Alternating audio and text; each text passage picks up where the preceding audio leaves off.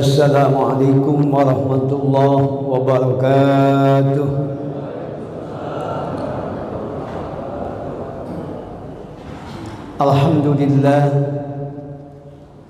Alhamdulillahilladzi an'ama 'alaina wa hadana ila dinil Islam wa ja'alana min ummati sayyidina Muhammadin sallallahu alaihi wasallam ummatan wasatan khairal umam hatta yakunu yaumal qiyamati syuhada'a ala sa'iril umam. Asyhadu an la ilaha illallah wahdahu la syarika lah syahadata man qala rabbi Allah summa istaqa wa asyhadu anna sayyidana wa nabiyyana Muhammadan abduhu wa rasuluhu al-mab'usu rahmatan lil anam wa sallallahu ta'ala wa sallama ala nabiyil akmalil abkhar sayyidina wa habibina wa syafi'ina wa maulana Muhammadin sallallahu alaihi wasallam ذي مكارم السياد وسيد العرب والعجم وخير خلق الله على الإطلاق بالاسم والجسم والمقام وعلى آله وأصحابه البررة الكرام والتابعين لهم بإحسان إلى يوم الزهاد. أما بعد قالوا سبحانك لا علم لنا إلا ما علمتنا إنك أنت العليم الحكيم.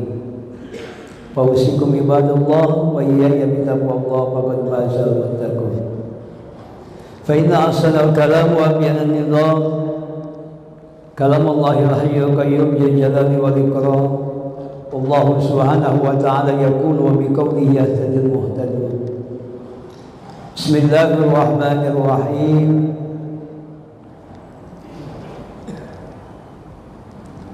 Muhammad Rasulullah walladzina ma'ahu asyiddaa'u 'alal kuffari ruhamaa'u bainahum al-ayat.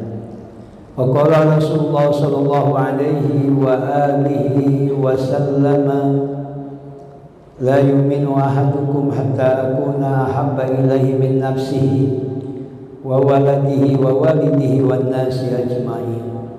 Al-hadis sadaqallah wa balagha Rasulullah kama qala Rasulullah sallallahu alaihi wa alihi wasallam. Hadratul mukarramin wal mutaramin yang saya hormati, tentunya dalam hal ini DKM atau Takmir, para pengurus Masjid Raya Jatimulya dengan segenap jajarannya. Tidak lupa diucapkan syukur jazilan terima kasih kepada moderator Muratibul Awqad, mengatur waktu pembawa acara, Hadratul Masyayikh wal Asatidil Kiram, para kiai, para ulama, para asatid, para guru, bapak-bapak haji, ibu hajjah, bapak-bapak, ibu-ibu remaja, hadirin wal hadirat, seluruh jamaah yang hadir di pagi hari ini yang semuanya saya hormati. Tak ada kalimat yang paling tepat, tak ada kata yang paling mengena dan paling indah, tiada ungkapan yang paling relevan yang sesuai dengan keadaan di pagi hari yang indah ini, terkecuali terlebih dahulu mari kita sama-sama untuk memanjatkan puja puji dan rasa syukur kita kehadirat Allah Subhanahu wa ta'ala. Begitu banyak nikmat anugerah serta kurnia dari Allah yang tiada terhingga, yang mana kita wajib untuk mensyukurinya. Di antaranya nikmat iman, nikmat Islam, nikmat sehat walafiat, nikmat panjang umur, nikmat dapat hidayah, bisa melaksanakan rutinan kita salat subuh berjamaah dilanjutkan dengan pengajian, dan nikmat-nikmat yang lainnya termasuk nikmat kita menjadi umatnya baginda Nabi Agung Muhammad sallallahu alaihi wasallam.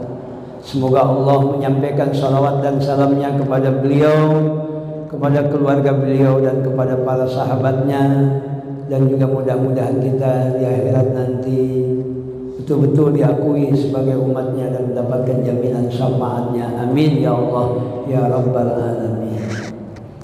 Para jamaah sekalian yang dimuliakan oleh Allah, satu saat dalam satu riwayat disebutkan baginda Nabi ditanya, "Ya Rasulullah, apa menurut pendapat engkau tentang sahabat engkau yang bernama Umar bin Khattab?" Rasul menjawab, "Seandainya seluruh pepohonan yang ada di muka bumi ini dijadikan penanya, seluruh air yang ada di lautan dan samudra yang ada dijadikan sebagai tintanya untuk menuliskan kebaikan daripada Umar bin Khattab, niscaya habis semua pepohonan, kering semua air yang ada di lautan, tapi belum habis bagaimana kebaikan daripada Umar bin Khattab," kata baginda Nabi. Kemudian Nabi ditanya lagi, "Lalu bagaimana tentang sahabat engkau Abu Bakar Siddiq radhiyallahu anhu?"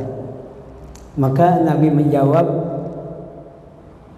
"Kebaikan-kebaikan Sayyidina Umar hanyalah sebagian kecil daripada kebaikan Sayyidina Abu Bakar Siddiq." Betapa dahsyatnya kebaikan-kebaikan sahabat-sahabat Nabi. Tak terbayangkan bagaimana kebaikan dan keutamaan daripada junjungan kita baginda Nabi besar Muhammad sallallahu alaihi wasallam. Dan beruntung kita, bersyukur kita menjadi insyaallah bagian daripada umatnya Nabi Muhammad sallallahu alaihi wasallam. Sampai-sampai dalam satu riwayat disebutkan manusia pertama Abul Bashar, Nabi Adam alaihi salam, itu pernah mengatakan, "Aku iri terhadap umat Nabi Muhammad SAW." Kenapa aku iri, kata Nabi Adam? Karena aku tadinya tinggal di surga bersama istriku Siti Hawa radhiyallahu anha. Namun ketika aku memakan buah huldi bersama Siti Hawa, ada yang mengatakan buah huldi kalau dalam tafsir, ada yang mengatakan sejaratul tin, buah tin, ada yang mengatakan sejaratul mubarakah, buah yang diberkahi. Tapi terkenalnya karena itu propaganda setan, yang kita tahu adalah buah huldi. Karena makan buah huldi, kan Allah berfirman, "Ya Adam uskun anta wa zawjuka al-jannata wa kula minha ragadan haitsu syi'tuma wa la taqraba hadhihi syajarata fatakuna minadh dhalimin." Aku dan istriku kemudian diusir, diturunkan dari surga. Qulnah bitu ba'dukum li ba'din adu. Disuruh keluar dari surga gara-gara satu kesalahan. Aku iri terhadap umat Nabi Muhammad. Kenapa iri terhadap Nabi Muhammad? Karena umatnya Nabi Muhammad SAW, jangankan satu kesalahan, beratus-ratus, beribu-ribu, berjuta-juta kesalahan. Kalau dia sempat bertobat sebelum meninggal, maka dia yang tadinya bukan di surga pun akan masuk surga.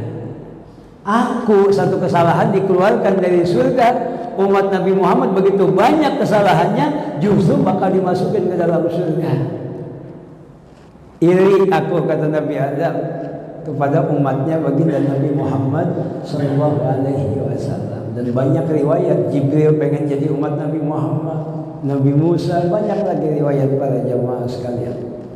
Karena Nabi itu meminta kepada Allah agar semua umatnya itu dimasukkan ke dalam surga. Makanya dalam satu riwayat dalam kitab Tuhfatul Mardiyah disebutkan keistimewaan kita sebagai umat Nabi Muhammad apa?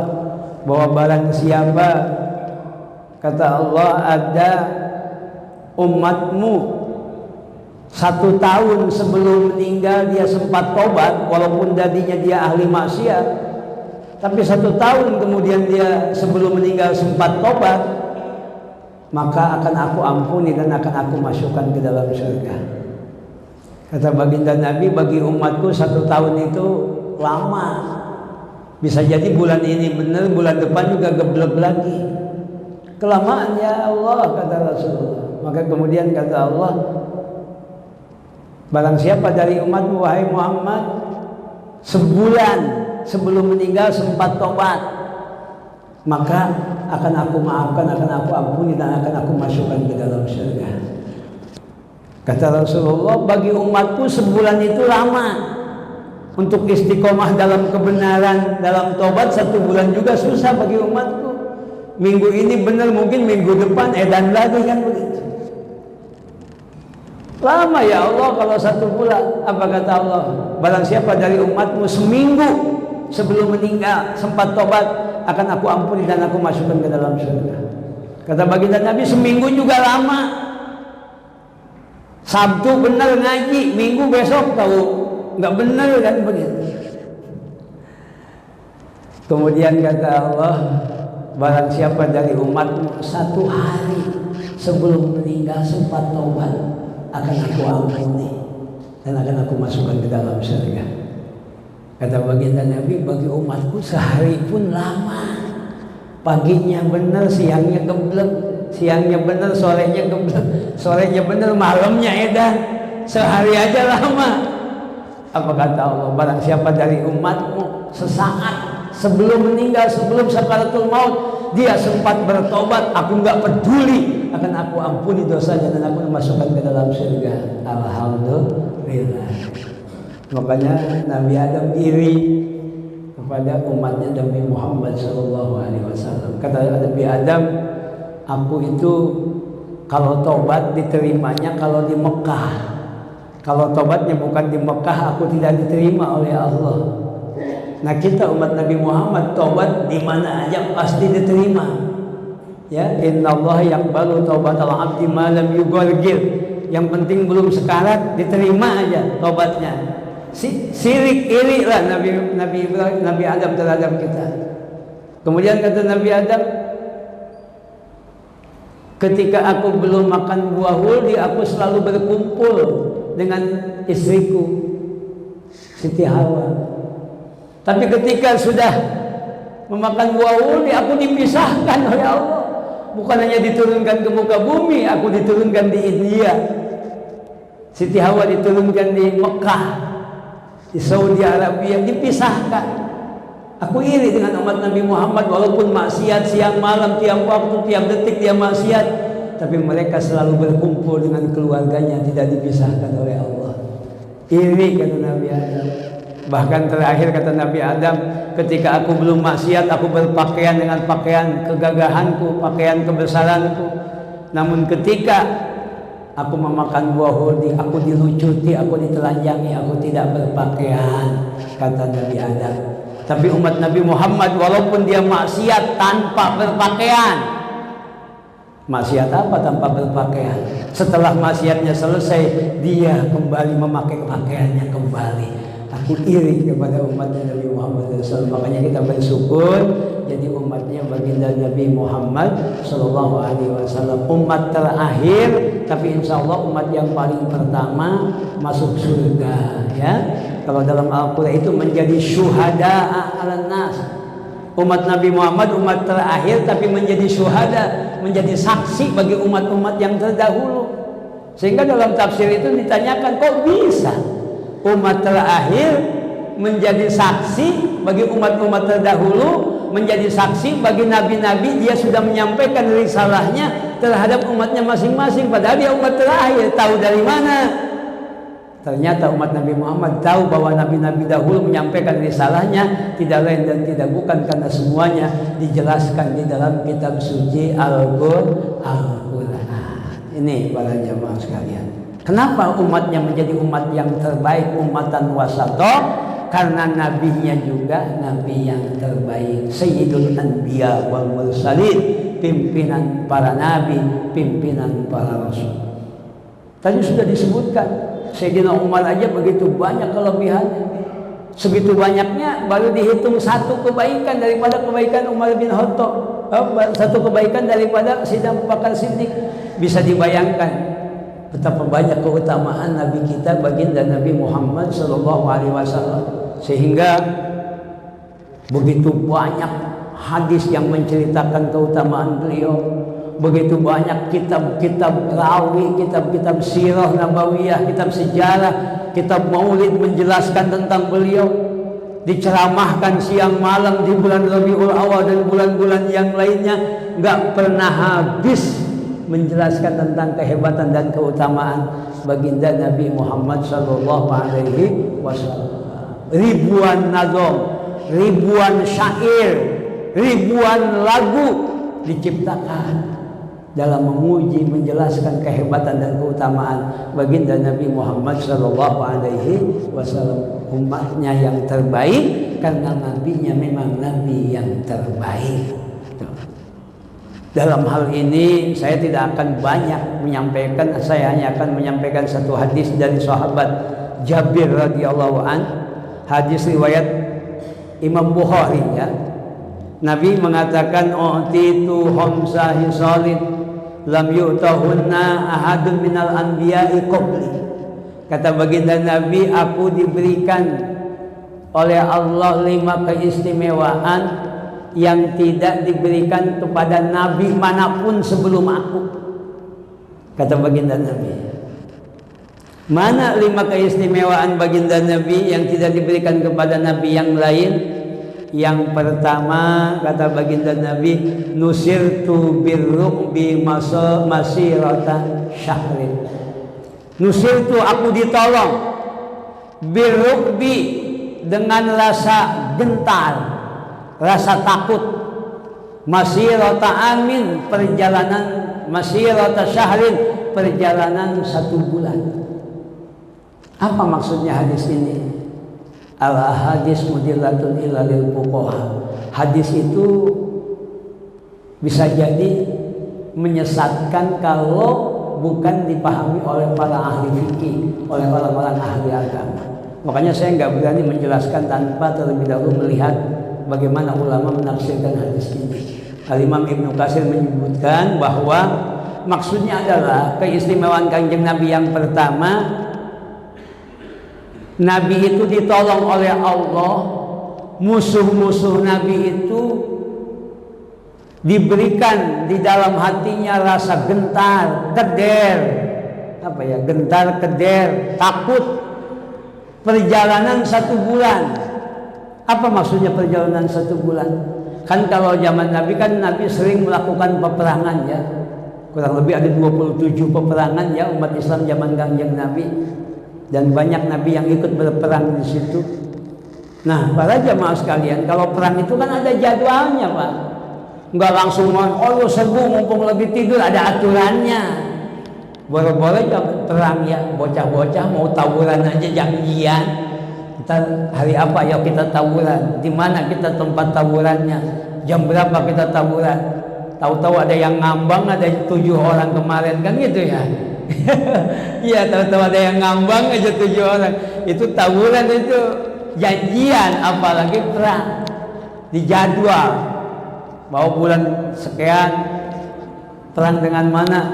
Nah, itu orang-orang kafir yang udah tahu akan ada jadwal perang dengan umat Islam yang dipimpin oleh Kanjeng Nabi, sebulan sebelum sampai hari H peperangan, mereka hatinya udah gentar, udah takut karena akan berperang dengan baginda Nabi Muhammad SAW. Ini keistimewaan daripada baginda Nabi. Makanya Bapak gak usah Nabi dah.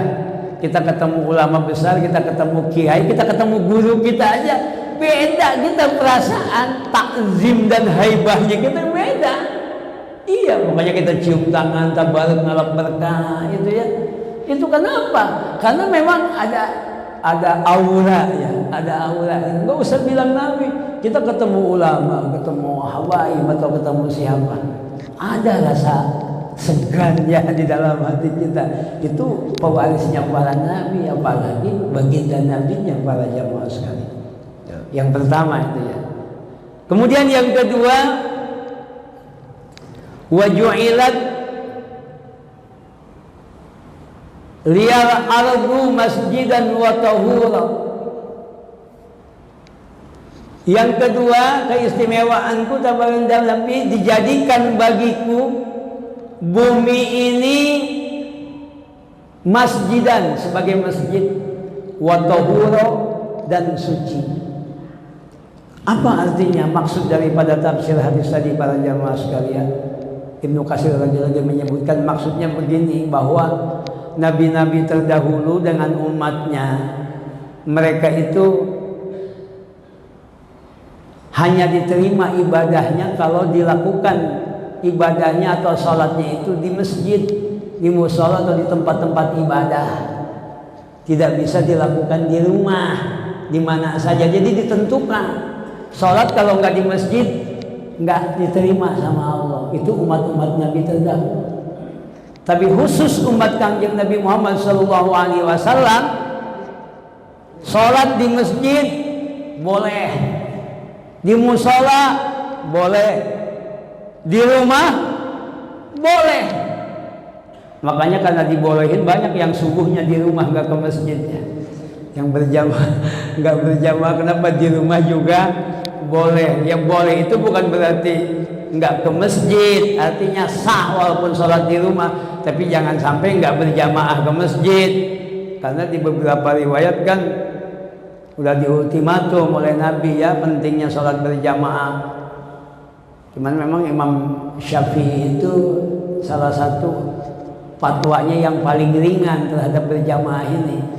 Karena pada zaman Imam Syafi'i, para jamaah sekalian, saat itu umat Islam lagi banyak-banyaknya, lagi membludak-membludaknya, sedangkan masjid masih sangat jarang, masih sangat terbatas, dan ukurannya juga kecil-kecil. Jadi Imam Syafi'i memfatwakan sholat berjamaah itu hanya fardu kifayah. Jadi nggak usah ke masjid semua, karena nggak muat. Itu zaman Imam Syafi'i. Kalau zaman sekarang, seandainya Imam Syafi'i hidup zaman sekarang, masjid sedikit apa banyak? Banyak. Masjid banyak, mushola banyak, tiap gang, tiap RT ada. Iya, sholat berjamaah di sini nggak ada istilah bagian tempat.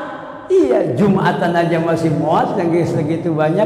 Mungkin Imam Syafi'i bisa sama dengan mujtahid-mujtahid yang lain, mengatakan bahwa sholat fardu yang 5 waktu itu fardu ain kudu berjamaah. Itu para jamaah sekalian. Makanya usahakan para jamaah supaya sholat kita itu dilakukan secara berjamaah di masjid, jangan di rumah. Kalau sholat di rumah berarti bapak-bapak dapat gelar bapak-bapak solihah, ya, gitu ya, bapak-bapak solihah, karena sholatnya di rumah. Nabi aja sampai pernah didatangi orang yang buta, ya, orang yang buta datang, ya Rasulullah, saya buta, saya nggak melihat, boleh nggak saya sholat di rumah ya Rasulullah? Kata Rasulullah, emang nggak ada yang nuntun, yang bimbing ke masjid? Nggak ada ya Rasulullah. Apa kata Rasulullah? Kalau memang nggak ada yang bimbing, ya nggak apa-apa, sholatnya di rumah aja. Kata Rasulullah. Terima kasih ya Rasulullah. Ketika dia mau beranjak pergi, dipanggil lagi oleh Rasulullah. Pak, mohon maaf, tapi kalau ada azan, Bapak dengar nggak di masjid? Kata orang buta itu, saya itu tidak bisa melihat, bukan berarti tidak bisa mendengar. Saya memang nggak melihat, tapi saya mendengar, penjelasan saya masih normal. Jadi Bapak dengar? Iya dengar. Ya kalau Bapak dengar azan, Bapak harus datang ke masjid berjamaah. Itu orang buta. Apa kita nunggu buta dulu baru ke masjid ya? Kalau kita belum buta aja nggak ke masjid, bagaimana kalau kita buta para jamaah sekalian? Iya, Nabi sampai pernah ngancam mau membakar rumah-rumah sahabat yang nggak mau berjamaah ke masjid. Makanya mujahid-mujahid yang lain mewajibkan sholat berjamaah itu karena ada hadis-hadis tentang itu. Para jamaah sekalian yang dimuliakan oleh Allah, ya, jangan sampai gitu ya kita tidak berjamaah. Ada satu kisah, ada seorang pemuda mau berangkat ke masjid karena keadaan licin, kemudian dia baru jalan tergelincir, akhirnya dia balik. Kirain kagak jadi ke masjidnya, dia salin doang, ganti baju yang bersih, berangkat lagi ke masjid. Udah mau dekat nyampe masjid, tergelincir lagi, jatuh lagi, kotor lagi. Balik lagi dia ke rumahnya, kagak jadi ke masjidnya. Ternyata pulang ke rumah salin lagi.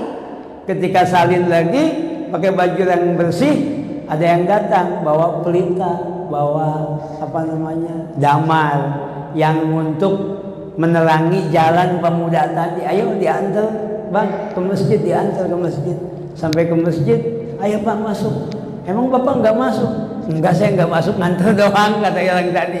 Lah kenapa bapak nggak masuk? Saya mah iblis. Iblis?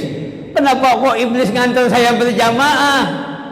Iya, tadi waktu kamu keluar pertama kali mau berjamaah, saya jorogin bapak biar jatuh, biar nggak berjamaah. Bapak malah balik lagi berjamaah. Dosa bapak saya lihat diampuni semua oleh Allah.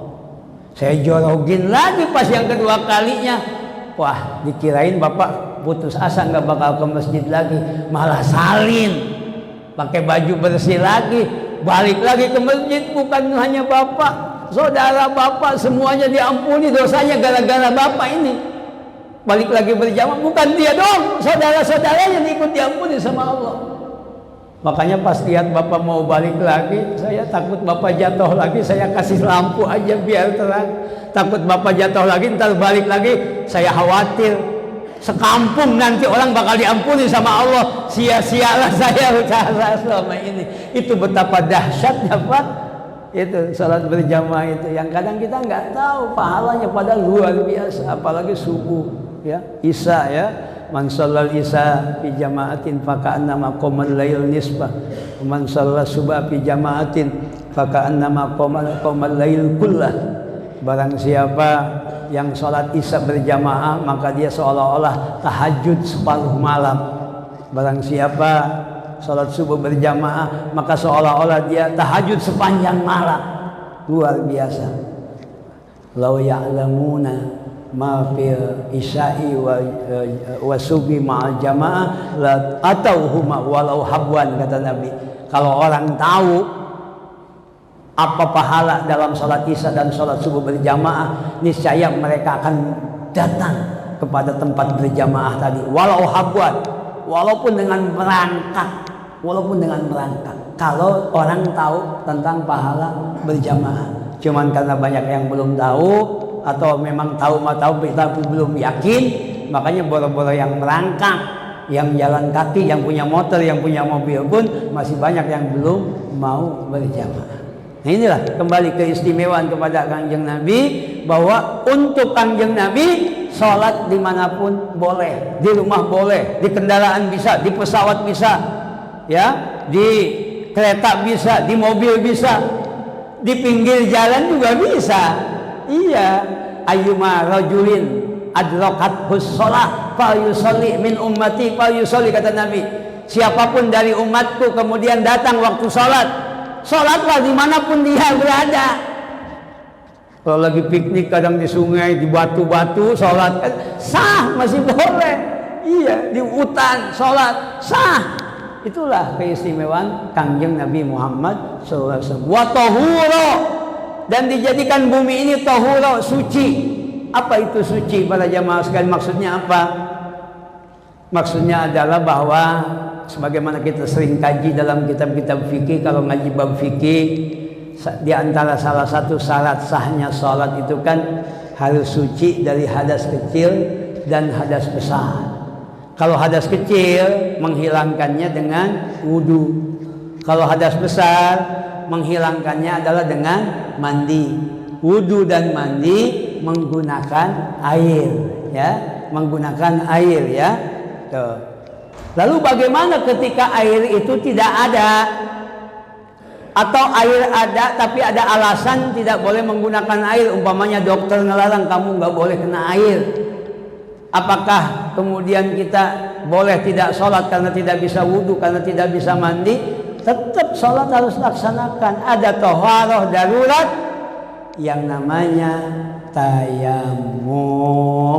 Tayamum yang digunakan propertinya bukan air tapi debu. Makanya ada ayat fatayammamu sha'idan thayyiban, bertayamumlah kalian menggunakan debu, menggunakan tanah yang suci, menggunakan tanah ya, menggunakan debu, tanah yang suci itu. Makanya dalam mazhab Syafi'i mesti ada tanahnya, mesti ada debunya. Tidak seperti mazhab-mazhab yang lain yang boleh dengan apapun yang memang berasal dari tanah. Mau logam juga kan dari tanah, pesawat juga logam-logamnya dari tanah. Makanya banyak yang kalau umrah atau haji tayamumnya ke pesawat begini, karena bukan mazhab Syafi'i, karena itu juga semua asalnya dari tanah. Mungkin nama muka orang juga boleh kali ya, muka orang juga dari tanah juga gitu. Jadi ada taharah dari namanya tayamum. Saya doain para jamaah semuanya mudah-mudahan pada sehat semua, amin. Tapi pernah nggak ada di antara para jamaah masuk rumah sakit atau masuk klinik atau bahkan mungkin di rumah kemudian diimpus? Pernah ngalamin kan ada yang begitu? Itu kalau diimpus Pak, tangan kita diperban nggak? Diperban. Kalau diperban wudhu kita nyampe nggak ke kulit yang di bawah perban? Enggak. Ayo. Lalu bagaimana kita sholatnya para jamaah sekalian? Nggak bisa kita wudhu doang. Nggak bisa. Dalam mazhab Syafi'i nggak bisa wudhu doang. Kenapa? Karena anggota wudhu yang ada perbannya, airnya itu tidak masuk ke situ. Makanya dalam Syarah Fathul Qorib kitab Tausyih atau Hasyiatul Bajuri disebutkan, bagi orang yang ada perbannya di anggota wudhunya sebelum sholat, maka cara toharohnya adalah yang tidak ada perbannya diwuduin, yang ada perbannya itu cuma diusap atasnya, tapi anggota wudhu yang ada perbannya harus diganti dengan tayamum. Jadi wudhu dulu, karena airnya tidak masuk maka ditambah dengan tayamum. Mesti itu. Kalau wudhu doang tapi nggak nyampe cuma diusap doang, tidak sah sholatnya, tidak sah sholatnya. Tuh, jadi harus dengan tayamum. Kalau yang diperbannya satu, tayamumnya satu kali. Kalau yang diperbannya dua kiri kanan, dua tayamumnya. 4 kaki kiri kanan, 4 kali tayamumnya, wudhunya sekali, baru sah sholatnya. Itu seperti itu para jamaah. Kalau nggak ngerti tayamum, wah nggak sah sholatnya. Ini para jamaah sekalian. Tuh, nah ini makanya penting ngaji fikih juga. Itu memang seperti itu, pendapatnya memang seperti itu. Saya cari-cari ya memang begitu semua. Kira-kira kalau udah masuk klinik, masuk rumah sakit, diimpus, apalagi udah masuk ruang ICU penuh kabel, masih sholat apa udah berhenti sholatnya kira-kira? Ini para jamaah sekalian, waduh ntar aja dihitung aja, ntar dibayar di rumah. Lah, aturan dari mana? Tidak ada ujur sholat kecuali 2, 1 lupa, kedua ketiduran. Di luar itu nggak ada ampunan sholat. Bisa berdiri, berdiri nggak bisa berdiri, duduk nggak bisa duduk, berbaring nggak bisa berbaring, terlentang aja nggak bisa ngapa-ngapain, cuma bisa mulut aja baca, silakan. Mulut aja nggak bisa baca, mata doang bisa berkedip, ruku sujud dengan berkedip juga sudah nggak bisa, cuma bisa dijalankan di dalam hati. Rukun-rukun sholatnya jalankan di dalam hati. Kalau sudah tidak bisa dijalankan dalam hati, baru itu boleh ninggalin sholat, bahkan mungkin sudah disolatkan para jamaah sekalian. Itulah pentingnya sholat, tidak ada ampunan. Nah ini keistimewaan umat Nabi Muhammad, bisa toharoh menggunakan debu yang disebut dengan tayamum. Ini yang kedua, kan ada 5 tadi ya. Yang ketiga, wa uhilat liyal ghanaim. Yang ketiga adalah dihalalkan untukku al-ghanaim. Ghanimah. Apa itu Pak ghanimah? Biasanya kalau dulu anak pesantren ya Kang Mu'tadin itu kalau bawa dari rumah itu baru pulang, balik lagi ke Kobong, ke asrama pesantren, teman-temannya nanya, lu bawa ghanimah enggak? Ghanimah apa? Kalau daerah Sukabumi bawa adrahi enggak? Ada adrahi, ada yang bawa yakulu enggak, apa namanya segala macam itu. Padahal maksudnya itu Timba, kalau di kampung mah timba ghanimah, tapi yang dimaksud ghanimah dalam fikih adalah harta rampasan perang gitu ya. Itu ghanimah ketika umat Islam peperangan terhadap orang kafir kemudian kocar-kacir kalah, kemudian harta bendanya ditinggal, maka diambil oleh umat Islam. Dan ada cara pembagiannya, dibagi 5, 1/5 untuk siapa, itu ada aturan cara pembagiannya. Itu namanya ghanimah. Dan zaman Nabi sampai sekarang itu dibolehkan seperti itu, dan itu tidak berlaku pada nabi-nabi sebelumnya. Nabi-nabi sebelumnya kalau perang itu adalah harta rampasan, nggak boleh dimakan, dikumpulkan di satu tempat, nanti ada api dari langit datang menyantap, membakar harta ghanimah tadi. Jadi nggak boleh dimakan, tapi khusus umat Kanjeng Nabi dibagi oleh Nabi, bukan hanya untuk orang yang berperang, bahkan yang tidak ikut berperang pun yang membutuhkan oleh Nabi dibagi. Itu harta ghanimah. Ini hanya ada pada zaman Nabi Muhammad SAW. Kemudian yang keempat, keistimewaanku kata baginda Nabi adalah kana Nabi yub'asu liqaumihi wa bi'istu ila nasi jami'a. Setiap nabi itu diutus oleh Allah, diutusnya itu untuk kaumnya masing-masing, untuk kaumnya saja. Sedangkan aku kata baginda Nabi diutus untuk seluruh umat manusia, bahkan jin, bahkan malaikat. Ya ayyuhan nabiyyu inni tawakkul inni rasulullah ilaikum jami'an. Wahai Nabi, katakan olehmu bahwa aku adalah utusan Allah untuk kalian semua. Inilah keistimewaan Kanjeng Nabi dibandingkan dengan nabi-nabi yang lain. Kalau nabi-nabi yang lainnya untuk umatnya masing-masing, wilayah-wilayah tertentu, daerah-daerah tertentu. Tapi Kanjeng Nabi menyeluruh seluruh dunia, ya, seluruh dunia semua tersampaikan risalah Kanjeng Nabi. Ya kecuali ada mungkin di pedalaman-pedalaman Amazon atau di mana mungkin ini tidak tersampaikan. Maka kalau orang-orang yang tidak sampai dakwah Nabi, mereka tidak terkena taklif syara, tidak akan dihukum nanti di yaumil kiamah. Yang tidak tahu keberadaan ajaran Nabi Muhammad SAW itu tidak akan terkena taklif syara, walaupun mereka kafir, karena mereka tidak wa ma kunna mu'adzibina hatta nab'asa rasulah. Kami tidak akan mengajab sehingga kami yang mengirim rasul kepada mereka. Sampai ajaran Nabi, ajaran Allah, baru dihukum, itu baru kena hukum syara. Kalau yang enggak kena hukum enggak sampai ajaran Nabi, enggak dihukum walaupun tidak masuk agama Islam. Sama seperti orang yang dipabelnya double, ya, artinya udah dia buta budeg, dia enggak kena taklif syara, enggak. Karena bagaimana dia bisa mengakses ajaran baginda Nabi, melihat dia nggak bisa melihat, mendengar dia nggak bisa mendengar. Makanya orang buta, orang budak, sholat berjamaah aja tidak sah jadi makmum, sahnya hanya jadi imam doang. Karena gimana mau jadi makmum ya dia nggak lihat, nggak dengar, susah nanti mau berjamaahnya seperti itu para jamaah sekalian. Jadi inilah keistimewaan umat Kanjeng Nabi. Yang terakhir, yang kelima, kata baginda Nabi, keistimewaanku adalah wa'utitu syafa'ah.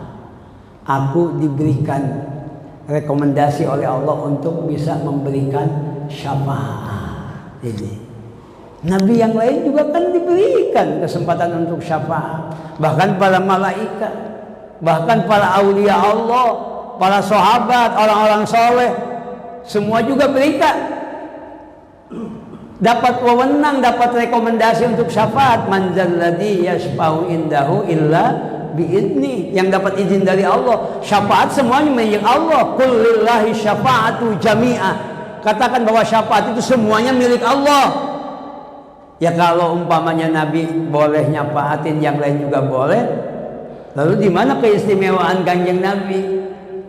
Begini para jamaah sekalian, syafaat itu kan macam-macam, bukan satu macam aja. Syafaat yang paling terkenal adalah syafaat yang ada dalam ta'arif kitab At-Ta'arifat Imam Al-Jurjani. Beliau mengatakan su'alut tajawuz amman alaihi iqab. Syafaat itu adalah permohonan pengampunan yang diajukan Nabi atau siapapun untuk seseorang yang divonis dia mendapat siksa setelah dihisab. Setelah dihisab, para jamaah sekalian, kan amalnya itu dihitung banyakkan dosanya ketimbang amal baiknya, maka diketok palu di ahli neraka. Disitulah datang baginda Nabi memberikan syafaatnya khusus terutama kepada umatnya, karena syafaat Kanjeng Nabi, karena mungkin dia rajin sholawat, akhirnya yang tadinya mau dikenalakain kagak jadi, karena ada permohonan pengampunan dari Nabi kepada orang yang divonis masuk neraka. Kalau di kita mah permohonan pengampunan kepada presiden kan, namanya apa tuh, garasi apa ya, gerasi ya, yang mau divonis kagak jadi dihukumnya, walaupun udah diketok palu dihukum kagak jadi dihukumnya, dapat gerasi dari presiden. Nah ini juga begitu, kebanyakan syafaat begitu, nanti umat Nabi Muhammad kebanyakan yang akan dimasukin ke neraka kagak jadi. Kenapa? Karena dapat syafaat dari Kanjeng Nabi Muhammad SAW, dan umat-umat yang lain juga dapat syafaat dari nabinya ya. Lalu kan ada juga syafaat itu untuk menaikkan derajat orang yang masuk surga. Tadinya surganya kelas paling bawah, dapat syafaat Nabi dari Jannatu Aden jadi Jannatu Firdaus, jadi lebih tinggi. Kita aja kalau di rumah sakit BPJS ada kelas 1, ada kelas 2, ada kelas 3 ya. Kadang kita dari kelas 3 nggak kebagian ruangan, naik ke kelas 2 bayar dikit nambahin, kan ada semacam itu. Itu di surga juga ada, bisa naik tapi dengan syafaat Kanjeng Nabi. Ada juga kan syafaat itu, mohon maaf, untuk umat Nabi Muhammad SAW yang masuk ke dalam neraka supaya tidak abadal abidin, supaya tidak selamanya di neraka. Saya tambahin dikit ya, walaupun udah terbit, karena kalau pas terbit haram Pak, sholat sunat fajar haram, jadi harus ada tambahan 10 menit minimal ya, jangan langsung sholat fajar, karena itu pas terbit matahari. Pas terbit matahari itu pas haram sholat sunat. Jadi jangan langsung pas titit sholat sunat, jangan, haram. Jadi nunggu waktu matahari naik dulu minimal 10 menit 13 menit. Tuh makanya saya nggak langsung doa ya, karena saya ngejaga takut jamaah langsung saya pulang langsung usolin. Nah itu yang saya sering khawatir. Tuh kan 5 waktu yang haram sholat sunat ya, pas terbit pas ba'da subuh, pas terbit matahari, pas tengah hari, pas ba'da asar, pas terbenam, nggak boleh ya, kecuali sholat-sholat yang ada penyebabnya, itu yang ada penyebabnya, gerhana, sholat khusyuk gitu ya, atau sholat istisqa, baru boleh ada penyebabnya. Tuh sebentar, makanya saya kasih jeda waktu dikit biar nyampe waktu sholat fajarnya gitu yang dibolehkan. Tuh, terbitnya udah, tinggal sholat isroknya nanti kalau sudah boleh. Nah, jadi ada umat Nabi Muhammad dalam akidah Ahlussunnah wal Jamaah yang nanti akan ada dimasukkan ke dalam neraka, tapi dengan syafaat Nabi dikeluarkan dari neraka, dipindahkan ke surga. Kalau dalam satu riwayat hadis itu, ketika Jibril setelah 4000 tahun patroli, dia mendengar dari dalam surga itu ada kelompok yang menjerit-jerit, ya Muhammadah, ya Syafi'al ummah, ya Abul Qasimah, nahnu min ummatika ya Muhammad.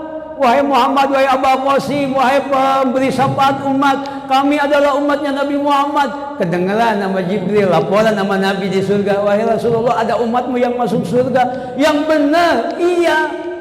Nabi merajuk kepada Allah, ya Allah, bukankah kita sudah taken MOU bahwa tidak ada umatku yang akan masuk neraka, tapi kenapa kau ini ada yang masuk neraka?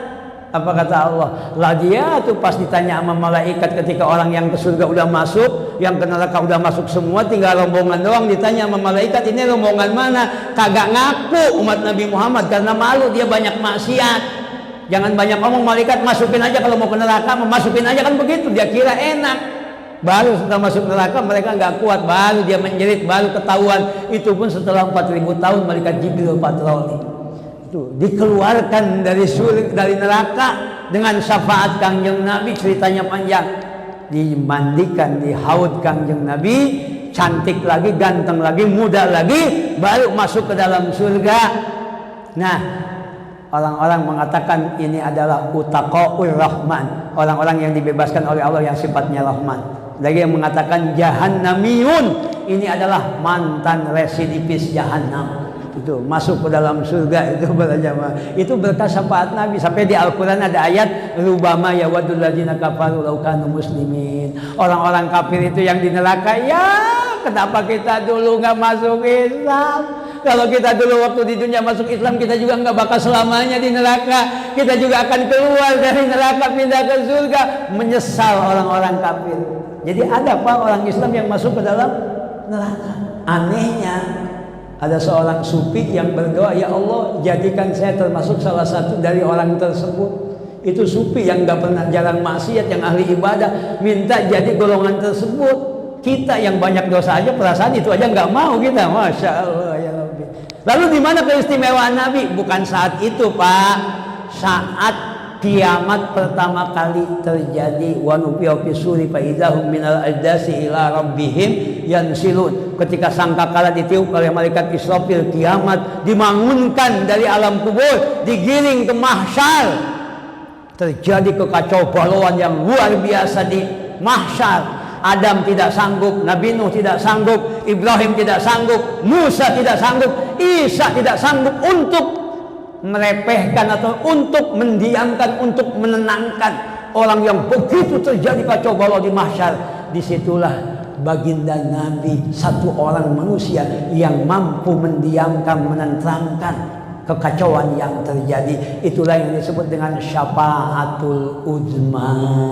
Jadi kalau syafaatul uzma nggak dikasih juga, nggak diminta juga nggak apa-apa, pasti dikasih oleh Nabi untuk menenangkan orang-orang yang ketika di padang mahsyar. Itulah keistimewaan Kanjeng Nabi dengan syafaatul uzmanya yang tidak ada pada nabi-nabi yang lain. Makanya kita bersyukur menjadi umatnya Nabi Muhammad SAW. Mudah-mudahan nanti dapat syafaatnya. Amin ya rabbal alamin. Wallahu a'lam.